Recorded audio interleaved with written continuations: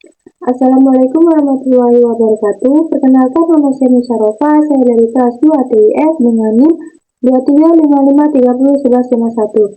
Nah, di video kali ini saya akan membahas mengenai pertemuan 4 saya, yaitu tentang menampilkan data JSON dan search. Nah, yang pertama itu di sini saya membuat folder pertemuan 4 yang di dalamnya terdapat beberapa komponen. Yang pertama itu ada file JSON, yaitu produk yang di dalamnya itu memiliki 20 data. Nah, yang pertama itu memiliki atribut ID, title, description, kategori, price, count, percent, price, rating, stock, text, brand, dan satu atribut nested struktur, yaitu dimension. Itu ada width, height, dan depth. Nah, ini ada 20 data. Kemudian di sini ada framework list. Nah, framework list digunakan untuk menampilkan list dari data-data yang akan ditampilkan. Jadi dia akan mengambil datanya dengan map item dan akan ditampilkannya. Ini sesuai indeks. Nah, kemudian di sini ada style juga. Jadi dia akan menampilkan nama, description, dan detail developernya. Kemudian di sini ada framework list search. Nah, ini komponen framework list searcher ini digunakan untuk menampilkan data yang pencarian. Nah, ini kayak gini. Jadi dia akan menampilkan kolom input untuk search. Kemudian dia akan memfilternya. Nah, di sini kita ini merupakan bagian step. Jadi dia mengimport data terlebih dahulu, kemudian mengimport framework data. Kemudian di sini function ini untuk mengambil data yang akan dicari atau di search. Nah, dia akan ditangkap ini. Kemudian di sini di handle data yang dipilihnya. Kemudian di sini neoset untuk menghilangkan duplikat dan mengambil limit.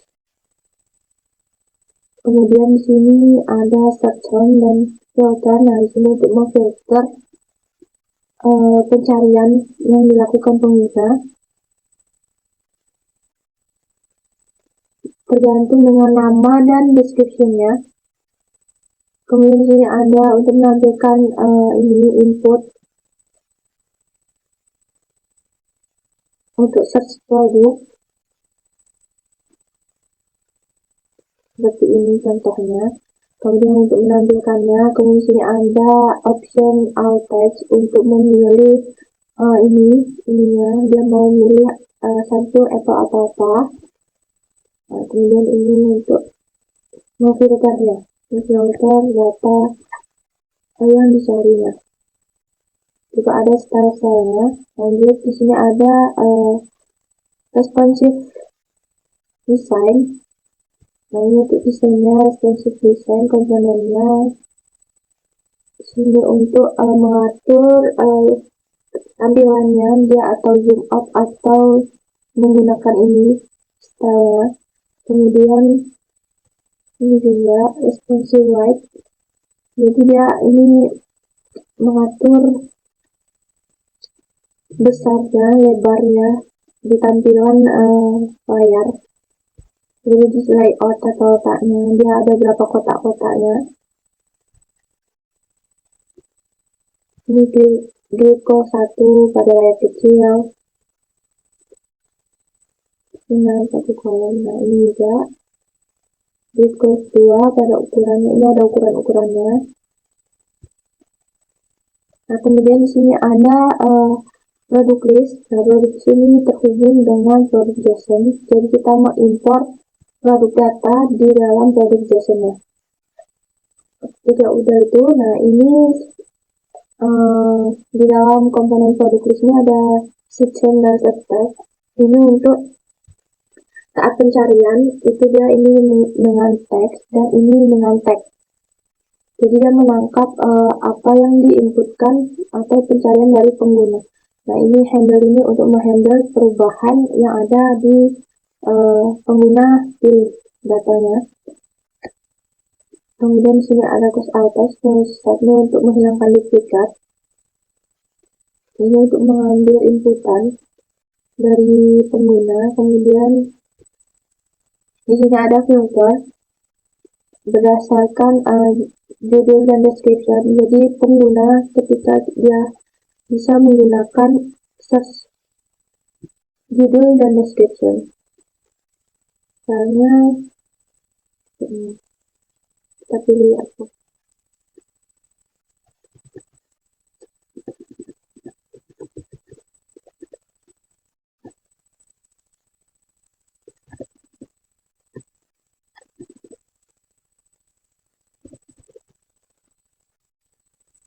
Nah, kemudian di contohnya dia dengan judul.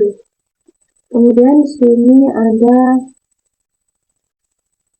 format currency. Ini digunakan untuk mengubahnya menjadi USD. Kemudian di sini ada untuk tampilan di sininya itu ada input dan menampilkan select option, text-nya. Ini. Kemudian di sini ada untuk memfilter produknya. Dari item, dikali item diskon dikali 100. Ini untuk tampilan kolom-kolomnya. Untuk per border-bordernya ini, per tabelnya.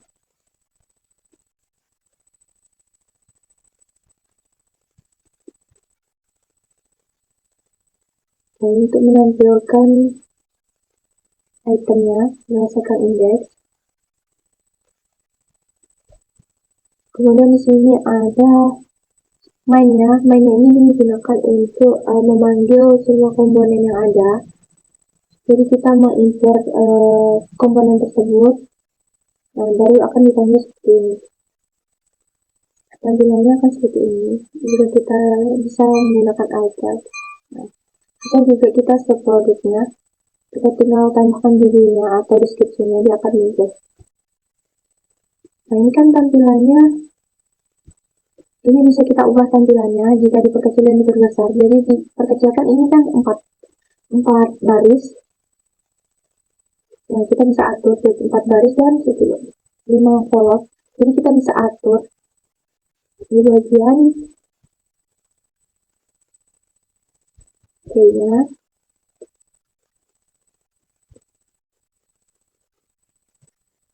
Di bagian grid ini kita bisa atur.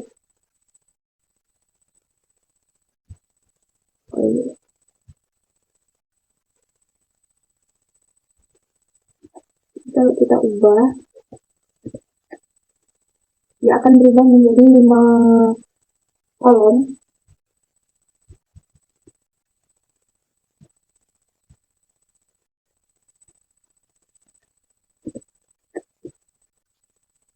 Nah, kita bisa sesuaikan dengan yang kita mau.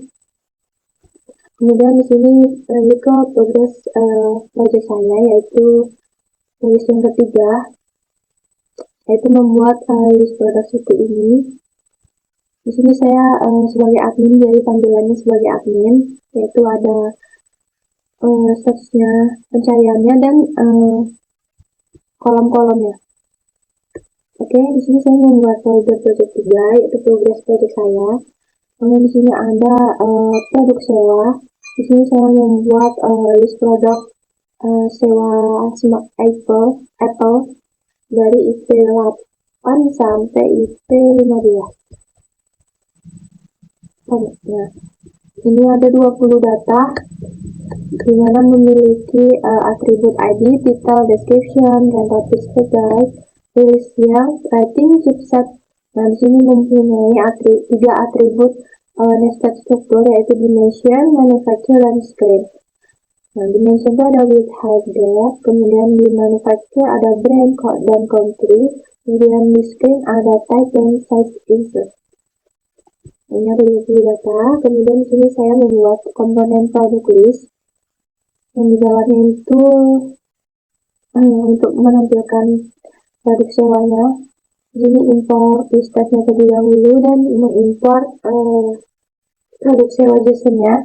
Kemudian di sini ada ini untuk pencarian. Jadi pengguna menginput, nah ini akan menangkap pencarian pengguna, kemudian ini akan menghandle data yang dimasukkan oleh pengguna. Nah, kemudian di sini ada untuk memfilter produknya, dia berdasarkan judul dan description.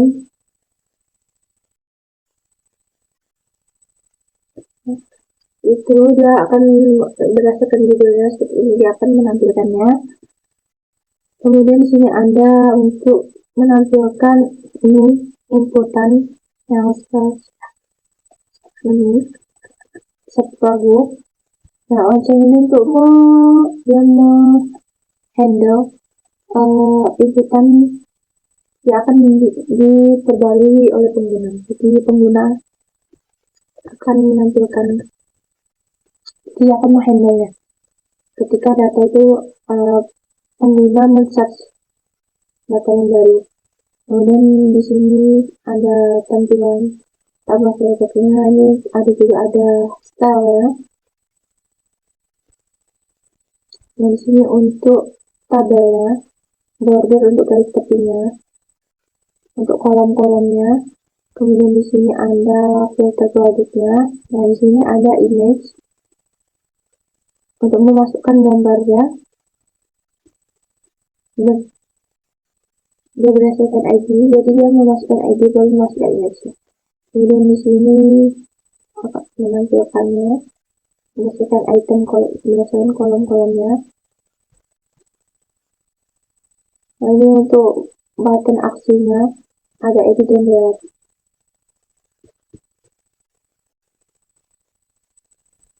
Nah, gitu ya tampilannya. Ya, ada kolom image, detail, description, pixel, release, dimension, setting, dan lain sebagainya. Nah, ini actionnya ada edit delete. Terus juga ada button action tambah produk. Jadi ini kalau kita tekan dia akan muncul. Sekian video dari saya, kurang lebihnya saya mohon maaf. Wassalamualaikum warahmatullahi wabarakatuh.